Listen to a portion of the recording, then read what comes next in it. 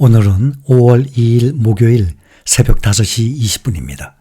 미국의 연방준비제도가 예상대로 기준금리를 6연속 동결했습니다. 이 같은 결정은 FOMC 위원 전원 일치로 이루어졌습니다.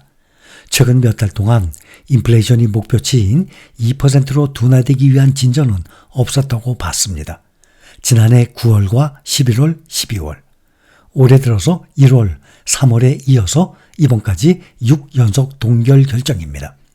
이로써 한국과의 금리 차이는 상단 기준으로 2%를 그대로 유지하고 있습니다. 페드는 정책 결정문에서 최근 지표는 경제 활동이 견고한 속도로 지속 확장되고 있음을 시사한다면서 고용 증가는 여전히 강세를 유지하고 실업률은 낮다. 인플레이션은 지난 1년간 완화됐지만 여전히 높은 수준을 유지하고 있다라고 말을 했습니다.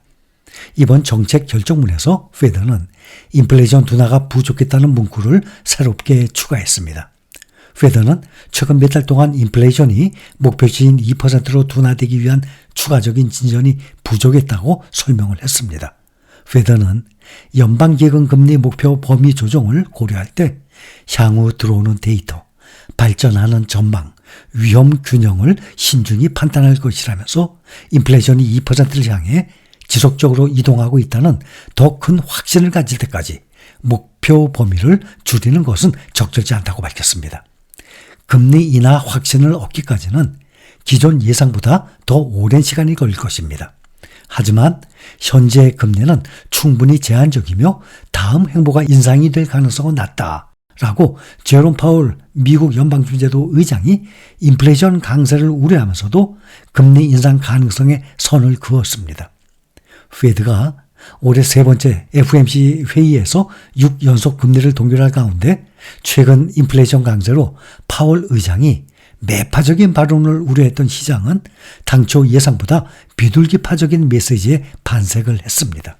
파월 의장은 오늘 끝난 5월 FOMC 정례회의 직후 열린 기자회견에서 다음 기준금리 변동 행보가 인상될 가능성은 낮다 하면서 그럴 가능성이 거의 없다고 말하고 싶다라고 밝혔습니다.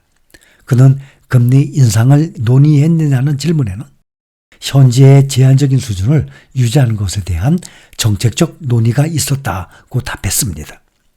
금리 인상에 대한 논의는 이루어지지 않았다는 설명입니다. 인플레이션 자체는 예상보다 강력하다고 봤습니다. 파월 의장은 인플레이션이 여전히 너무 높고 하락에 대한 진전을 장담할 수 없다면서 올해 인플레이션이 하락할 것으로 예상하지만 데이터 때문에 그 확신이 둔화되고 있다고 말했습니다.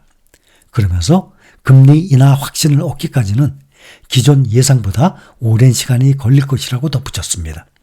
지난 3월 FOMC 회의 후 회견에서 언급을 했던 연내 금리 인하가 적절해 보인다라는 언급이 이번 회견에서 사라졌다는 지적에는 우리의 기준금리 결정은 다가오는 데이터에 의존할 것이라고만 답을 냈습니다. 시장은 오늘 파월 의장의 발언을 놓고 비둘기파적으로 평가를 했습니다. 올 들어서 미국 물가 상승률이 계속 예상을 넘어서면서 시장에서는 파월 의장이 매파적 발언을 쏟아낼 것으로 점쳤거든요. 파월 의장은 지난 3월 초까지만 해도 금리 인하 시점에서 멀리 있지 않다고 했지만은 한 달여 후 지난달 중순 인플레이션 둔화 확신을 갖기까지 예상보다 오랜 시간이 걸릴 가능성이 있다라고 돌연 입장을 바꿨었습니다. 이에 따라서 일각에서는 파월 의장이 이날 금리 인상 카드를 테이블 위에 올려놓고 있다는 언급을 할 가능성까지 예상을 했었습니다. 인플레이션, 큰 화두죠. 인플레이션이 생기게 있는 경로는 크게 두 가지입니다. 유가, 기름값 급등처럼 비용이 높아져서 생기는 물가 상승이 있고 수요가 견고해서 나타나는 물가 상승도 있습니다. 일반적으로 전자는 부정적인 측면이 강하고 후자는 긍정적입니다. 기준금리가 오르면 주가가 떨어집니까? 원론적으로는 떨어집니다. 금리가 오르면 기업의 부채와 조달 비용도 오르게 됩니다. 기업은 자금을 조달해서 설비를 확충을 하고 투자를 늘리고 매출을 올려야 하는데 자금 조달 비용이 늘어나게 되면 소극적으로 투자를 하게 되는 것이죠. 실적 개선이 줄어들면서 주가도 내려가게 됩니다. 금융자산이 부채보다 많은 회사는 금리가 오를 때 이익을 보겠지만 그런 곳은 그렇게 많지가 않습니다. 그런데 미국의 빅테크주들, 매그니피센트 세븐 종목들 중에 빅테크주들은 금융자산이 상당히 많습니다. 대부분의 기업들은 예금보다 부채가 많아서 금리가 하락할 때 혜택을 보게 되는 것이죠. 특히 기술주의 경우 대규모의 투자가 뒷받침돼야 되기 때문에 금리 인상의 영향을 크게 받는 경우가 많습니다. 실제 미국 연준이 기준금리를 인상할 수 있다는 시그널만 보내도 나스닥 지수, 기술주들이 모여있는 나스닥 지수 흐름이 흔들리는 경우가 많거든요. 또 투자 매력 또한 떨어지게 됩니다. 일반적으로 금리가 오르면 주식이나 부동산 등의 이 위험자산의 수익과 금융사의 예금상품 등 안전자산의 수익 차이가 적어지면서 위험자산으로의 투자 매력이 떨어지게 됩니다. 금리에 따라서 자산 선택이 달라지게 되죠. 투자에 사용되는 자금은 높은 이익을 찾아다니는 속성을 가지고 있거든요. 그래서 금리가 오르게 되면 돈이 주식에서 채권이나 은행으로 움직이고 반대로 금리가 떨어지면 채권과 은행에서 주식으로 이동하는 경우가 많습니다. 그러나 반대로 오르는 경우도 있습니다. 금리와 주가가 같이 움직이기도 합니다. 연준이 금리를 인상한다는 것은 근본적으로 미국 경제가 좋아지고 있다는 방증이기 때문입니다. 경기가 좋으면 기업의 실적도 올라가고 주가도 따라서 올라가게 됩니다. 1950년 이후 12차례 연준의 금리 인상기 동안 S&P 500은 연평균 9%의 수익률이 나타났습니다. 이 가운데 마이너스 수익률을 기록한 금리 인상기는 딱 한 번, 석유 파동으로 경기 침체가 심각했던 1972년부터 1974년, 그때는 마이너스 8.6%를 기록했습니다. 그때 딱 한 번이었습니다. 이렇게 금리와 주가는 복잡한 관계를 갖고 있습니다.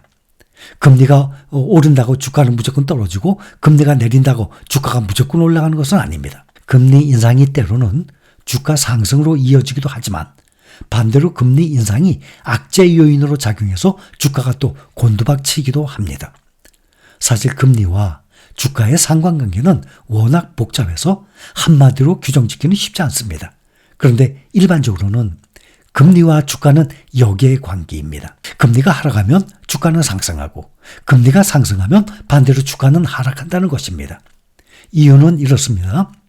먼저 금리가 하락을 하면 기업들은 저금리로 자금을 빌려서 투자를 늘리게 됩니다. 동시에 부채를 많이 안고 있는 기업들은 금리가 낮아짐에 따라서 이자 비용, 금융 비용도 줄어들게 됩니다. 그렇게 되면 당연히 기업 이익은 늘어나고 재무 구조가 튼튼해져서 기업 가치가 또 높아지게 됩니다. 그리고 주식을 사려는 수요가 늘어나고 주가는 돈이 몰려 들어오니까 상승하게 됩니다. 반대로 금리가 상승하면 기업들이 투자하는 데 필요한 돈을 빌리기 어렵기 때문에 투자가 감소해서 기업의 성장은 또 둔화가 됩니다. 빌린 돈에 대한 이자 비용도 늘어나게 됩니다. 기업은 이익이 줄어들고 주가는 하락하게 됩니다. 금리가 상승하면 주식 투자하는 사람들 중 특히 위험을 싫어하는 사람들은 은행에 돈을 맡기게 되죠. 은행에 넣어두면 원금 손실 없이 그런 염려 없이 매년 안정적으로 금리가 높으니까 이자 수입을 얻을 수 있기 때문입니다. 당연히 손실 위험을 무릅쓰고 주식 투자를 할 필요가 줄어들고 주가는 또 하락을 하게 됩니다. 그런데 반대로 금리가 하락하면 대체의 투자 수단인 주식과 부동산으로 돈이 몰려들게 됩니다. 주식 투자는 넘쳐나는 돈의 힘으로 주가가 또 상승을 하게 되죠. 그리고 국내 주시장을 보면 국내 주시장에 영향을 미치는 금리 변수 주로 미국 금리입니다.